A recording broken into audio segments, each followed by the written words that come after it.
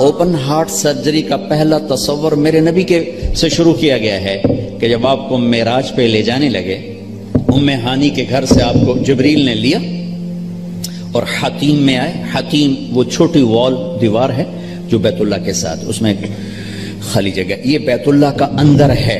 جب ہمارے نبی 35 سال کے تھے تو قریش نے سوچا کہ بیت اللہ بنائیں، وہ سیدھا ہو گئے تو وہ مستطیل تھا، لمبا زیادہ چوڑا تھوڑا، ابراہیمی بنیادیں، یہ طے کیا کہ حلال کمائی سے بنانا ہے، حرام سے نہیں۔ اچھا وہ پیسے اتنے بنے کہ یہ چوکور بنا اور اگلا حصہ رہ گیا، تو کہنے لگے بس بھائی جتنا ہے اتنا ہی بناؤ، تو وہ چوکور بنا کر اوپر چھت ڈالی اور یہ حصہ چھوڑ دیا کہ جب پیسے ہوں گے تو ہم یہ بیچ میں شامل کر لیں گے۔ یہ اللہ کی حکمت تھی، نہ پیسے ہوئے نہ وہ شامل ہوا، تاکہ غریب لوگ بھی اگر بیت اللہ کے اندر نماز پڑھنا چاہیں تو وہ جگہ ہے جہاں اگر آپ اندر ہیں، ہم تو بیت اللہ کی طرف منہ کر کے نماز پڑھتے ہیں نا، لیکن اگر آپ بیت اللہ کی طرف پشت کر کے حتیم کی طرف منہ کر کے نماز پڑھیں تو بھی آپ کی نماز ہو گئی ہے، چونکہ آپ بیت اللہ کے اندر ہیں۔ میں 2 دفعہ بیت اللہ کے اندر گیا، نماز پڑھی، لیکن وہ تو بڑے سفارشوں سے اور بڑے تعلقات سے، اور وہاں تو جو آدمی چلا جائے وہ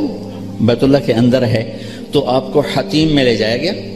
اب آپ کو بے ہوش نہیں کرنا، یوں جبریل نے ہاتھ مارا، سارا سینہ کھل گیا، اب دیکھ رہے ہیں، اور اس نے دل کو باہر نکالا تو دل سارے جسم سے جدا ہو گیا۔ اور اس کے میرا بھائی ہارٹ اسپیشلسٹ ہے تو میں اسے سنتا رہتا ہوں، باتیں گھر میں ہوتی رہتی۔ اچھا نکالا، پھر اس کو زمزم کا پانی ایک ٹپ میں تھا، اس میں دھویا، اس کو دھویا، دھوتے رہے، اور آپ دیکھ رہے ہیں۔ اس کے بعد ایک آسمان سے لائے تھے، وہ پورا نور کا ایک بھرا ہوا برتن تھا، پھر وہ سارا نور آپ کے دل میں انٹر کیا، پھر اس کو بند کر کے پھر لگایا، ساتھ ہی دل سر ہر رگ سے جڑا، پھر سینے کو ملایا ہاتھوں سے، پھر یوں ہاتھ پھیرا۔ تو اب جن کی ہارٹ سرجری ہوتی ہے، اب دیکھیں یہاں کتنے بڑے بڑے ٹانکے لگے ہوتے ہیں، لیکن آپ کے سینہ مبارک پر کوئی داغ نہیں۔ یہ پہلی اوپن ہارٹ سرجری میرے نبی نے معراج کے واقعے میں امت کو دیا ہے اشارہ، تو ہم نکھٹو نکلے تو اور لوگ ہم سے یہ سب کچھ لے گئے۔ سب سے پہلی ہارٹ سرجری 4 سال کی عمر میں ہوئی، جب آپ حضرت حلیمہ کے پاس تھے اور آپ بکریاں چرانے جایا کرتے تھے، تو آپ کے بھائی رضائی بھائی وہ دوڑے آئے کہ میرے بھائی کو 2 بندوں نے قتل کر دیا۔ تو حلیمہ بھاگی ہوئی آئیں، تو آپ دیکھا آپ پریشان بیٹھے تھے، تو حضرت حلیمہ نے پوچھا بیٹا کیا ہوا؟ کہ 2 آدمی آئے تھے، مجھے لٹا دیا، میرا سینہ کھولا، میرا دل نکالا، پھر اس کو صاف کیا، پھر میرے دل میں، پھر میرے سینے میں دوبارہ فٹ کر دیا۔ یہ پہلی ہے، اور پھر معراج پر جانے سے پہلے دوبارہ اوپن ہارٹ سرجری ہوئی ہے۔ پھر براق کا آنا، تیز رفتار سواریوں کا تصور میرے نبی کے ذریعے سے ہمیں ملا کہ ایسی سواریاں بنائی جا سکتی ہیں جو مہینوں کا سفر گھنٹوں میں طے کر دیں۔ جب آپ نے اگلے دن فرمایا کہ میں گیا تھا بیت المقدس، تو قریش کہنے لگے ہم تو 1 مہینہ مسلسل چلتے ہیں اور پھر وہاں پہنچتے ہیں، تم 1 رات میں کیسے کہہ رہے ہو گیا بھی اور آیا بھی؟ تو براق ایک سواری ہے جس کی تیز رفتاری سے ایک پیغام میسج امت کو گیا کہ اگر تم اس کائنات کے علوم تک پہنچ جاؤ تو تم تیز رفتار سواریاں بھی بنا سکتے ہو۔ 650 کلومیٹر فی گھنٹہ کی رفتار سے جاپان نے ٹرین بنا لی۔ آپ کو ام ہانی کے گھر سے اٹھایا گیا، حضرت علی کی بہن، ان کے گھر میں آپ تشریف فرما تھے، اور سیدھا بھی اللہ لے جا سکتے تھے، سیدھا بھی لے جاتے، لیکن مکہ سے بیت المقدس لے جانے میں یہ اعلان تھا کہ اب بیت المقدس بھی مکہ کے تابع ہو گیا ہے، اب یہاں کا قبلہ بھی بیت اللہ ہو گیا ہے، یہاں جتنے نبی آئے وہ سب آپ کے تابع ہو گئے، لہٰذا وہاں پہلے سارے انبیاء موجود ہیں اور سب انتظار میں ہیں، اور آپ پہلی صف میں کھڑے ہوتے ہیں تو سب ایک دوسرے کو دیکھ رہے ہیں کہ اب امامت کون کرائے گا، تو جبریل آپ کا ہاتھ پکڑ کے آپ کو مصلی پر کھڑا فرماتے ہیں، آپ 2 رکعت نماز ادا فرماتے ہیں، اور آپ کے پیچھے 1.25 لاکھ نبی نماز پڑھ کر یہ اعلان کرتے ہیں کہ ہماری نبوت آپ کے قدموں پہ قربان ہو گئی، اب ہمارے لیے بھی آپ ہی نبی ہیں، ہمارے لیے بھی آپ ہی نبی ہیں۔ عیسیٰ سے لے کر آدم تک تمام انبیاء کو وہاں کھڑا کیا گیا، تو آپ کا سینہ مبارک چاک کیا، اسی کرتے آپ تہمت پہنتے تھے، شلوار زندگی میں ایک دفعہ پہنی اور اسے پسند فرمایا، لیکن عام آپ کا لباس تہمت تھا. کوئی خلائی لباس کی ضرورت نہیں پڑی آپ کو. وہاں سے اٹھایا، راستے میں واقعات ہیں، ایک جگہ آپ کو اتارا، کہا یہاں نماز پڑھیں 2 نفل. کہ یہ کون سی جگہ ہے؟ کہ یہاں آپ ہجرت کر کے تشریف لائیں گے. مدینے میں اتار کے 2 نفل پڑھائے گا. پھر چلایا گیا کہ یہاں 2 نفل پڑھیں. کہ یہ کون سی جگہ ہے؟ کہ یہاں آپ کے دادا ابراہیم کی جائے پیدائش ہے. پھر چلایا گیا تو آپ جب مصر کی طرف سے بیت المقدس کی طرف آ رہے تھے تو آپ کو خوشبو آئی، خوشبو جنت کی. آپ نے کہا یہ کیا ہے؟ تو کہا یا رسول اللہ، فرعون کی ایک باندی تھی، باندی وہ ہو گئی تھی، موسیٰ علیہ السلام پر ایمان لائے. اس کی 2 بیٹیاں تھیں، ایک دودھ پینے والی، ایک ساتھ چلنے والی. جب فرعون کو پتا چلا تو اس نے ایک کڑاہ میں تیل ڈالا. میں واقعہ پورا سنا رہا ہوں، انہوں نے صرف اشارہ کیا تھا. نیچے آگ جلائی، جب وہ تیل کھولنے لگا تو اس نے اس باندی کو اور اس کی 2 بچیوں کو پکڑوا لیا. کہنے لگا مجھے رب مانو گی تو زندگی مبارک، اولاد مبارک. موسیٰ کے رب کو مانو گی تو پہلے تیری بیٹیاں تیرے سامنے جلاؤں گا، پھر تجھے جلاؤں گا. یہ مائیں بیٹھی ہیں، انہیں زیادہ پتا ہے کہ اولاد کی محبت کیا ہوتی ہے، اور اللہ نے اپنی محبت کو ماں سے تشبیہ دی ہے، باپ سے تشبیہ نہیں دی. اور اس کے سامنے 2 بچیاں جلنے کے لیے حکم ہو چکا ہے، اور اس کا ایک بول اپنی بچیوں کو بچا سکتا ہے. اور یہ گھر میں جا کے کہہ سکتی یا اللہ معافی دے دے، میں نے کلمہ کفر کہا ہے، میں اندر سے کافر نہیں، تو جائز. لیکن ایک شاعری زبان پہ آ گئی ہے، ہماری اپنی زبان کی ہے، پتہ نہیں توڑے پلے پوے نہ پوے، تو سن لگے جی. عاشق ہوں میں عشق کما میں دل رکھیں وانگ پہاڑاں ہو، سہ سہ بدیاں ہزار علامیں کر جانے باغ بہاراں ہو. منصور جے چک سولی دیتے جڑے واقف کل اسراراں ہو، سجدیوں سر چائی نہ باہو توڑے کافر کہن ہزاراں ہو. عاشق سوئی حقیقی جڑا قتل معشوق دے مننے، سر نو جوڑے تے مکھ نہ موڑے بھویں 100 تلواراں کھنے. سچا عشق حسین علی دا باہو، سر دتے تے راز نہ بھنے. تو اس باندی نے کہا فرعون 2 ہیں، 100 ہوتی تو یہاں جلا دیتی اللہ کے نام پر.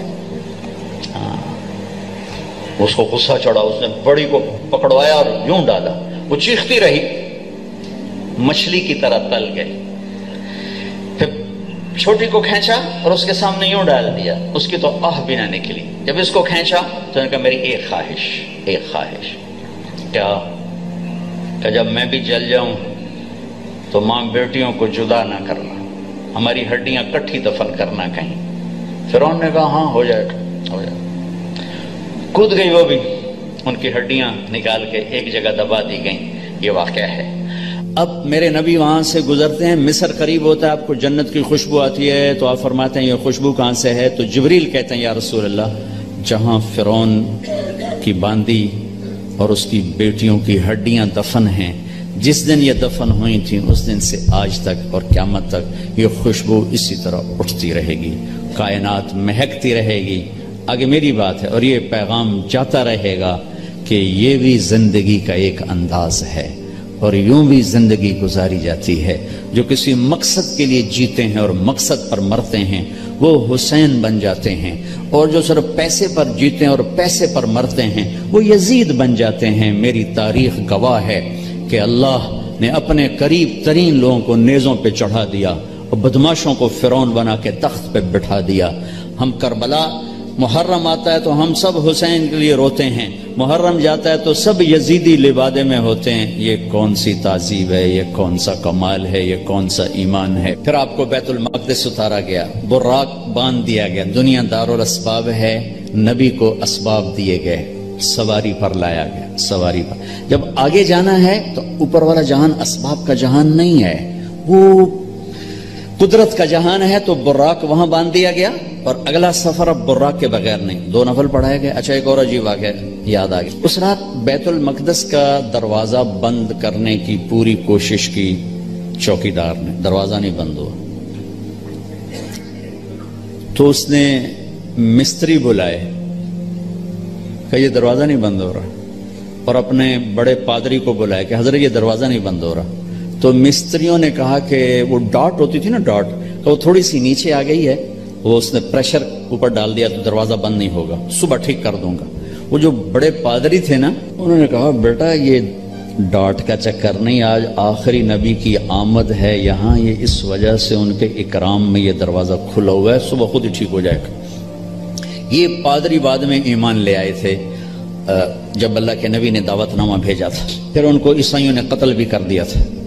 وہاں آپ نے 2 نفل پڑھے۔ اب آپ نے اوپر جانا ہے تو مکہ سے بیت المقدس تک آپ بشریت میں ہیں، اور پھر یہاں سے اوپر جاتے ہیں تو سبحان الذی اسری بعبدہ، قرآن کی واحد سورہ جو سبحان سے شروع ہو رہی، سبحان الذی اسری، لفظ سبحان۔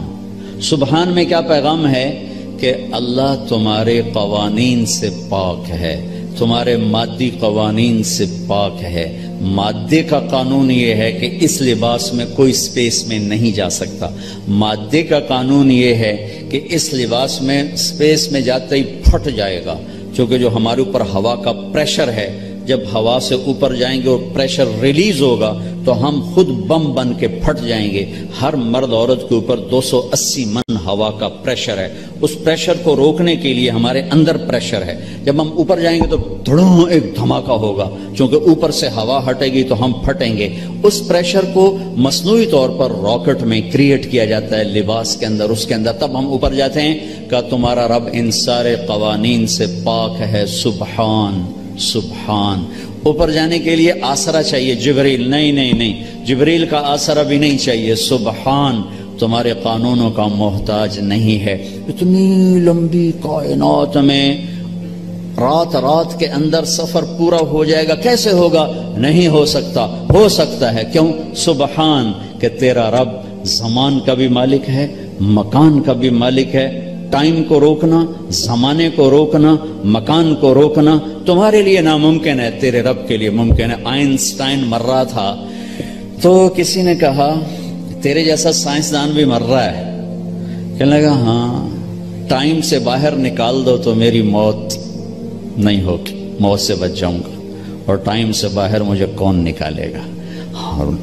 اللہ نکال سکتا ہے، اللہ نکال سکتا ہے کہ وہ ٹائم کا بنانے والا ہے، وہ زمانے کا بنانے والا ہے، وہ وقت کا بنانے والا ہے۔ سبحان، صرف ایک صورت ہے جو سبحان سے شروع ہوتی ہے، سبحان، اور اس سبحان کے اندر یہ سارے پیغام ہے۔ پاک ذات، بے عیب ذات، تمہارے قوانین سے بالا تر ذات، تمہاری سوچ سے بالا تر ذات، الذی اسری بعبدہ۔ قریش کہنے لگے تم کیسے جا سکتے ہو؟ اللہ نے جواب دیا یہ تھوڑا ہی گئے تھے، میں لے کر گیا تھا۔ قریش نے کہا بغیر سواریوں پر اتنا وقت لگ جاتا ہے، تم بغیر سواری کے کیسے چلے گئے آ گئے؟ تو اللہ نے کہا یہ نہیں گئے، اسری بعبدہ، میں لے کر گیا، میں لے کر گیا۔ اور یہاں الف اور با کا جو جوڑ ہے، اسری اور بعبدہ، الف اور با، عربی گرامر میں اگر الف ہو تو با کی ضرورت نہیں، اسری عبدہ ہوگا، ٹھیک ہے؟ اور اگر با ہو تو الف کی ضرورت نہیں، سرا بعبدہ ہوگا۔ میری بات واضح ہوئی ہے نا؟ الف ہو نا، با کی ضرورت نہیں، اسری عبدہ، اور اگر با ہو تو الف کی ضرورت نہیں، سرا بعبدہ۔ یہ الف اور با کا جوڑ کیوں ہے؟ یہ بتانے کے لیے کہ میں اللہ خود اپنے نبی کو لے کر گیا، اور بعبدہ ہی میں کیا اشارہ ہے؟ آپ لوگ کون ہو کہ جی ہم کسٹم والے، میں کون ہوں جی یہ جی مسجد والے، یہ کون ہے جی یہ جی کپڑے والے۔ تو اللہ کہہ رہا ہے بعبدہ، یہ کون ہے؟ یہ میرا بندہ ہے، یہ میرا ہے اور میں ان کا ہوں، بعبدہ۔ اور الف اور با کے ساتھ اللہ فرما رہے ہیں کہ میں لے کر گیا، جبریل بھی نہیں لے کر گئے۔ اوپر کا جو آپ نے سفر کیا ہے وہ جبریل کا ہاتھ پکڑ کے نہیں، ان کے کندھوں پر بیٹھ کر نہیں، ان کے پروں پر بیٹھ کر نہیں، اللہ کی قدرت کن کے ساتھ آپ جبریل کے ساتھ گئے ہیں، تو ملکیت کا لباس آپ کو پہنایا گیا اور اپنے ساری فضا کو پار کیا۔ آج یہ سائنس کا نیا علم آیا ہے کہ اگر کوئی سواری ٹائم کی رفتار سے زیادہ ہو جائے تو ٹائم اس کے لیے زیرو ہو جاتا، ٹائم زیرو ہو جاتا۔ اگر 1,86,000 میل پر سیکنڈ سے کوئی سواری زیادہ تیز ہو جائے تو تو ٹائم اس کے لیے زیرو ہو جاتا ہے. یہ آج کے امکانیات بتائے جا رہے ہیں، اور یہ میرے نبی کا سفر اسپیس کو، راکٹ کو، شٹل کو، ہر چیز کے لیے راستہ دے رہا ہے کہ یہ ہو سکتا ہے، یہ ہو سکتا ہے. خلائی تسخیر ہو سکتی ہے، خلائی سیاروں تک جانا ہو سکتا ہے، لیکن آپ کی پہلی منزل پہلا آسمان آدم علیہ السلام نے استقبال کیا. دوسرا آسمان یحییٰ علیہ السلام، زکریا علیہ السلام، عیسیٰ علیہ السلام نے استقبال کیا. تیسری منزل یوسف علیہ السلام، تیسرا آسمان. چوتھی منزل ادریس علیہ السلام، چوتھا آسمان. پانچویں منزل ہارون علیہ السلام، پانچواں آسمان. چھٹی منزل موسیٰ علیہ السلام، چھٹا آسمان. ساتویں منزل، ساتواں آسمان ابراہیم علیہ السلام. ہر آسمان پر نبی کھڑے ہوتے تھے پھولوں کے ہار لے کر، یہ میرا اضافہ ہے استقبال کے لیے. اور ہر نبی کہتے ہمارے بھائی آ گئے، ہمارے نبی آ گئے، ہمارے بھائی آ گئے، ہمارے نبی آ گئے. اب ساتویں آسمان پر پہنچے تو ریسپشن کوئی نہیں. جب میں ابھی آیا تو سارے آپ کے افسران وہاں کھڑے ہوئے تھے. ریسپشن ساتویں آسمان پر ایک بڑے میاں، ایک بیت اللہ ہے، اس کی یوں ٹیک لگا کر نہ بیٹھے ہوئے اور اس طرح ہاتھ رکھ کے بیٹھے ہوئے، سفید داڑھی یہاں تک آ رہی، اور اس بیت اللہ کا طواف ہو رہا ہے، فرشتے طواف کر رہے. آپ پوچھتے ہیں یہ بڑے میاں کون ہیں، یہ بزرگ کون ہیں؟ تو جبریل کہتے ہیں یہ آپ کے دادا ابراہیم علیہ السلام. اگر اللہ چاہتے تو ابراہیم بھی کھڑے ہوتے وہاں، چونکہ مرتبہ تو ہمارے نبی کا بڑا ہے، رشتہ ابراہیم کا بڑا ہے، مرتبہ ہمارے نبی کا بڑا ہے، لیکن ان کو بٹھایا، ان کو چلایا. یہ میری بات آپ غور سے سنیے گا. ان کو بٹھایا، ان کو چلایا. ساری کائنات حضرت ابراہیم علیہ السلام سے بھر جائے، ہمارے نبی کے برابر نہیں ہو سکتے. ساری کائنات ملائکہ سے بھر جائے، ہمارے نبی کے ایک بال کے برابر نہیں ہو سکتے. جس کو اللہ حبیب بنائے وہ کیا ہوگا؟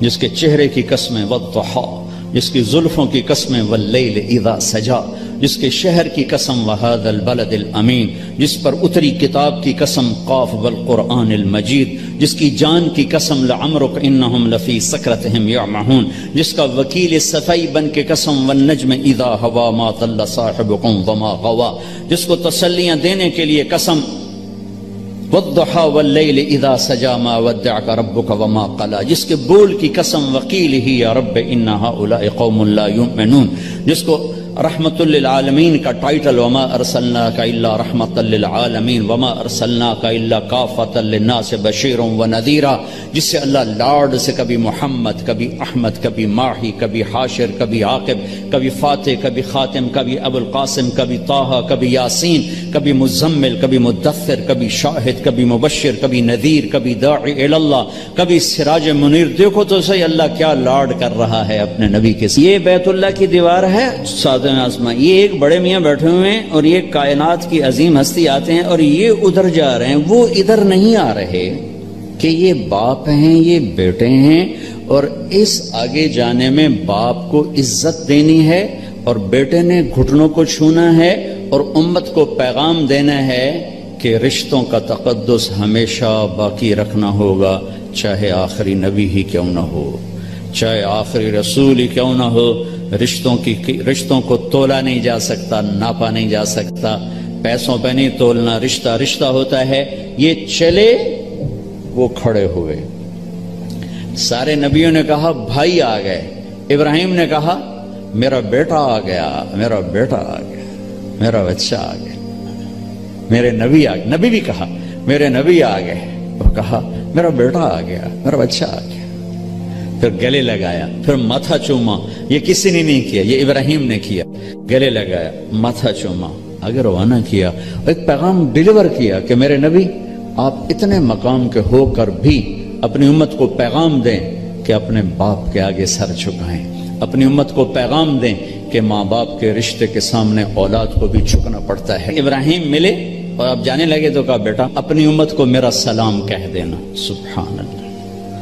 یہ رشتہ بہت گہرا تھا کہ اپنی امت کو میرا سلام کہنا، اور انہیں کہنا جنت خالی زمین ہے اور اس کے باغ باغیچے سبحان اللہ الحمدللہ لا الہ الا اللہ اللہ اکبر ہیں، جتنا کہیں گے اتنے درخت وہاں لگتے جائیں گے۔ اب آپ سدرۃ المنتہا پہنچے تو ایک آج کی اس میں آج کے لہجے کی گفتگو کہ جبریل نے کہا یا رسول اللہ آگے میرے پاس ویزا کوئی نہیں، آگے اور جہان ہے، ملکوتی جہان بھی ختم، ملائکہ کا جہان، سدرۃ المنتہا یوں سمجھو جبریل اپنے گھر میں کہہ رہے ہیں یا رسول اللہ اس سے آگے میرے پاس ویزا کوئی نہیں، میں نہیں جا سکتا۔ کہا میں اتنا بھی آگے جاؤں گا نا ایک بالش تو میں جل کے راکھ ہو جاؤں گا، میں نہیں جا سکتا۔ تو یہاں آ کر ملکوتی حیثیت بھی ختم ہو کر کوئی اور حیثیت آپ کو عطا کی گئی، وہ اللہ جانے، اللہ کا حبیب جانے۔ عرش تک پہنچنے میں پہلی ہستی کامیاب ہو رہی ہیں۔ جبریل بھی کہہ رہے ہیں آگے نہیں جا سکتا یا رسول اللہ، بس ختم، میں ختم۔ عرش پہلی دفعہ اس کے دروازے کسی ہستی کے لیے کھل رہے ہیں اور آپ کے قدم عرش پہ پڑ رہے ہیں، اور چوتھی منزل آپ کی اللہ اور حبیب اللہ ہیں کہ اللہ نے سارے پردے ہٹا کر اپنا آپ دکھا کر کہا السلام علیکہ ایہا النبی ورحمۃ اللہ وبرکاتہ۔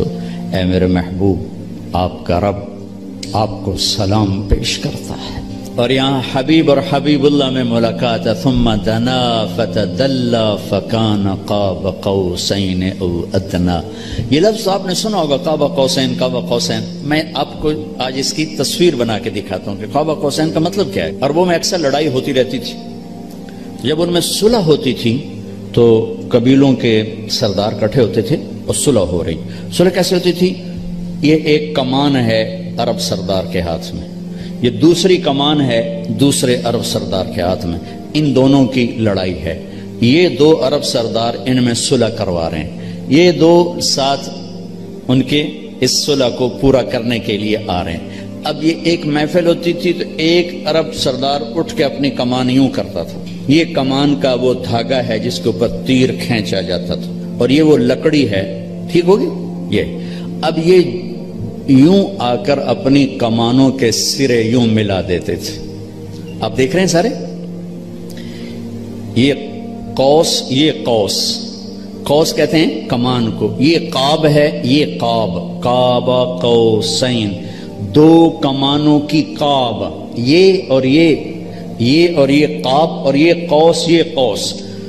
تو اس ملنے کو عربی میں کہا جاتا ہے قاب قوسین، کہ اب جیسے دو کمانیں ان کے کنارے آپس میں مل گئے تو یہ سردار بھی آپس میں مل گئے، اب ان میں لڑائی نہیں ہوگی۔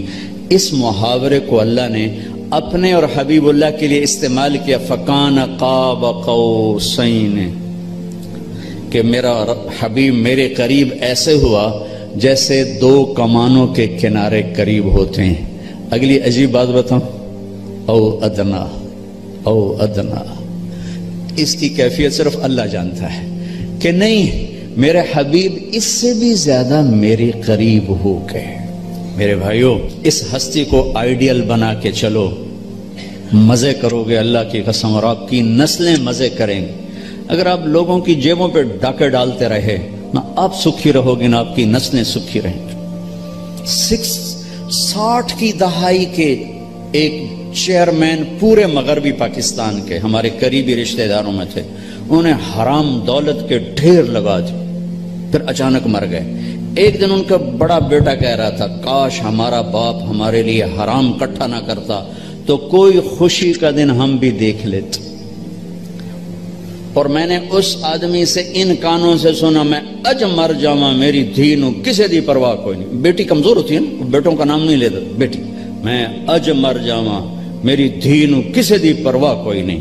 آئے ہائے ہائے، اس کا بیٹا کہہ رہا تھا کاش ہمارا باپ ہمارے لیے حرام کٹھا نہ کرتا تو کوئی خوشی کا دن ہم بھی دیکھ لیتے۔ پیڑ پہ پتھر باندھ لیے کہ میری امت پیسے پر نہ بک جائے، چوپڑی روٹی پراٹھے اور انڈے پر نہ بک جائے۔ 3 دن کے فاقے برداشت کیے۔ آپ باغ میں تشریف لے گئے، کھجوریں گری پڑی تھی، گندی کھجوریں جو گر جاتی، آپ نے اٹھائی، ہائے ہائے، वजह कायनात, सारी कायनात जिनके लिए बनाई। एक गंदी खजूर साफ करके मुंह में रखी। एक सहाबी साथ है अब्दुल्ला तो नहीं खाता? कहा या रसूलल्लाह मुझे भूख नहीं। भूख का मसला नहीं था, वो खजूर खाना मुश्किल था जी, मुझे भूख नहीं। कहा अब्दुल्ला मुझे भूख है, आज चौथा दिन है मैंने कुछ नहीं खाया, चौथा दिन। मुझे 8 बजे तक चाय ना मिले मेरे सर में दर्द हो जाता है, और जी मैं चाय नहीं पीती, सिर पीड़ पै गई है। आज चौथा दिन है अब्दुल्ला, मैंने कुछ नहीं खाया। गिरी पड़ी खजूर साफ करके खाई है। कस्टम वालों को पैगाम दिया है, पैसा सब कुछ नहीं होता है, इंसानियत बहुत बड़ी मेराज है। अल्लाह का तराजू पैसे को नहीं तोलेगा, तेरे किरदार को तोलेगा, तेरी सच्चाई को तोलेगा, तेरी दयानत को तोलेगा। अल्लाह और हबीबुल्लाह की मुलाकात है, क़ाब क़ौसैन औ अदना। फिर वहां से आपकी वापसी हुई है तो 50 नमाजें लेकर वापस आए। मैं अल्लाह पे कुर्बान जाऊं, अल्लाह ने 5 देने थी, 50 क्यों दी हैं? नमाज की अहमियत बताने के लिए कि नमाज बड़ी अजीम चीज। आगे आपने कुछ कहा ही नहीं, चुप करके वापस आ गए। तो मैंने कहीं पढ़ा नहीं, लेकिन मुझे लगता है अल्लाह ने छठे आसमान पे मूसा अलैहिस्सलाम को खड़ा कर दिया, होगा चूंकि पढ़ा हुआ नहीं, विजदान है। या रसूल अल्लाह, अल्लाह की मुलाकात कैसी रही? बहुत अच्छी रही। क्या मिला? का 50 नमाजें। कहा तौबा तौबा या रसूल अल्लाह, ये कौन पढ़ेंगे? अब वापस जाके थोड़ी कम करवाएं। वापस गए, 5 कट। फिर आगे मूसा खड़े थे, कितनी? 5। नहीं या रसूल, वापस जाएं। फिर 5। 9 चक्कर लगे, आना जाना आना जाना आना जाना, 5 5 5 5 5 5। सिर्फ ये बताने के लिए कि कस्टम वालों, नमाज भी एक बहुत बड़ा हुक्म है। जब 5 रह गई तो मूसा अलैहिस्सलाम ने फिर कहा वापस जाएं, कोई नहीं पढ़ेंगे। आपने कहा मुझे शर्म आती है, अब 5 कम हो रहे हैं, अब जाऊंगा तो 5 कम हो गई तो पीछे क्या बचा? मैं नहीं जाता। तो कहने लगे चलो ठीक। मेरी उम्मत पे 2 नमाजें फर्ज थी, उन्होंने कोई ना पढ़ी। ये कस्टम वाले 5 के थ्रू पढ़ने, ना एक नहीं पढ़नी, 5 के थ्रू पढ़नी। मैं कहा नहीं, मैं नहीं, बस अब ठीक है। ये फिर गैब से आवाज आई ऊपर से, मेरे हबीब आपने 5 कबूल की, हमारे यहाँ 50 ही हैं, आपकी उम्मत 1 पढ़ेगी 10 लिखी जाएंगी, 1 पढ़ेगी 10 लिखी जाएगी। तो या वहां से तोहफा लेकर आए। वलक़द रआहु नज़लतन उख़रा इन्द सिदरतिल मुंतहा। फिर वापसी पे जिब्रील से फिर आपकी मुलाकात हुई। फिर वहां से वापस आए और फिर बैतुल मक़दिस पहुंचे। फिर वहां से बुर्राक पे सवार हुए और सुबह नहीं, उसी वक्त आपके सर्दी का जमाना था, बिस्तर की गर्माइश अभी खत्म नहीं हुई थी कि आप वापस अपने बिस्तर पर तशरीफ ले आए। सुबह आपने हजरत खदीजा से कहा ये हुआ है, मैं बताना चाहता हूँ। वो डर गई, या रसूल अल्लाह लोग तो बहुत झुठलाएंगे। कहा झुठलाएं, जो मर्जी करें, मैं बताना चाहता हूँ। आप हरम में तशरीफ लाए और आपने ये ऐलान किया मेरा रात ये सफर हुआ। तो एक आदमी भागा, वहां से भागा आया अबू बकर के पास। अबू बकर, अगर एक आदमी यूं कहे मैं रातों रात फलस्तीन बैतुल मक़दिस गया, फिर ऊपर गया, फिर उसी रात वापस आ गया, तुम मानोगे? तो अबू बकर ने कहा कहने वाला कौन है? का कहने वाला तेरा साथी है। का फिर मैं मानता हूं। यहां से आपको सिद्दीक का टाइटल मिला, सिद्दीक। लिकुल्लि उम्मतिन सिद्दीक, हर उम्मत का एक सिद्दीक है। मेरी उम्मत का सिद्दीक अबू बकर है।